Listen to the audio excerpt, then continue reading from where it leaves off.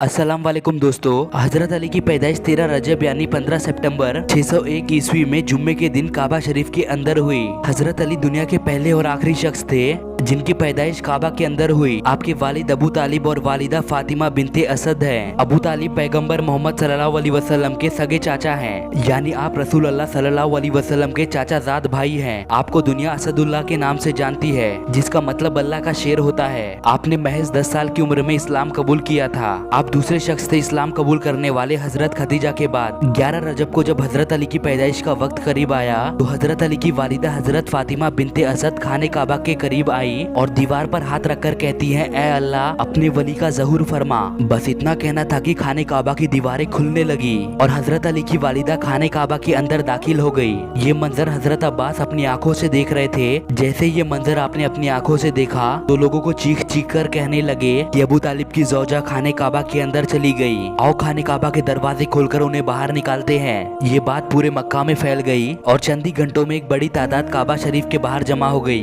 लोग खाने काबा के दरवाजे को खोलने की कोशिश कर रहे थे, लेकिन वो दरवाजा किसी से भी नहीं खुल रहा था। उस वक्त दो लोग पूरी दुनिया में मुतमईन थे, एक तो हजरत अबू तालिब और दूसरे हुजूर सल्लल्लाहु अलैहि वसल्लम। उस वक्त 13 रजब थी और जुम्मे का दिन था। लोग खाने काबा की तरफ देख ही रहे थे कि इतने में खाने काबा की दीवार दोबारा हिलने लगी। लोगों ने वही नजारा एक बार फिर से देखा। इतने में हजरत अबू तालिब ने हुजूर सल्लल्लाहु अलैहि वसल्लम से फरमाया, ऐ मोहम्मद सल्लल्लाहु अलैहि वसल्लम अंदर जाकर देखो क्या हो रहा है। अल्लाह के रसूल सल्लल्लाहु अलैहि वसल्लम जैसे ही अपने मुबारक कदमों से काबा शरीफ के अंदर पहुँचे तो उन्होंने देखा कि एक नूरानी बच्चे के नूर से पूरा खाने काबा चमक रहा है। आपने देखा हजरत अली की वालिदा परेशान है। रसूल अल्लाह सल्लल्लाहु अलैहि वसल्लम ने फरमाया, ऐ मेरी वालिदा आप परेशान क्यों हैं? हजरत फातिमा बिनते असद ने फरमाया, ऐ मेरे बेटे मोहम्मद सल्लल्लाहु अलैहि वसल्लम जैसे ही अल्लाह ने इस बच्चे का ज़हूर फरमाया तब से लेकर ये बच्चा ना ही दूध पीता है और ना ही रोता है। तो आप सल्लल्लाहु अलैहि वसल्लम ने मुस्कुराकर बच्चे को अपने गोद में उठाया। तब वो बच्चा मुस्कुराकर अपनी आंखें खोलने लगा।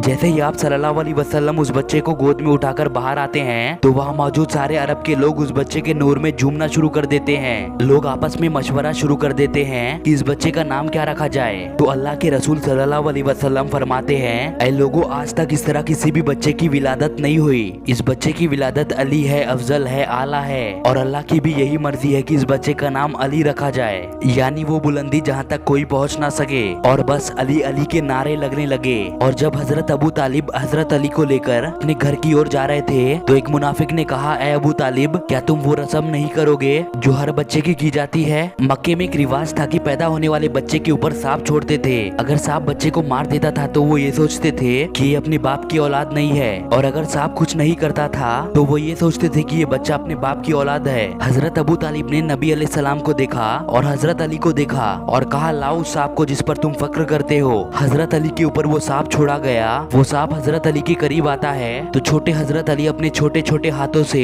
उस सांप को पकड़कर चीर देते हैं। अरबी लोगों में नारे लगने लगे कि बच्चे ने सांप को चीर दिया। अरबिक में सांप को कहते हैं हया और किसी भी चीज को चीर के फाड़ने को कहते हैं दरा। लोगों में नारे लगने लगे हया दरा हया दरा।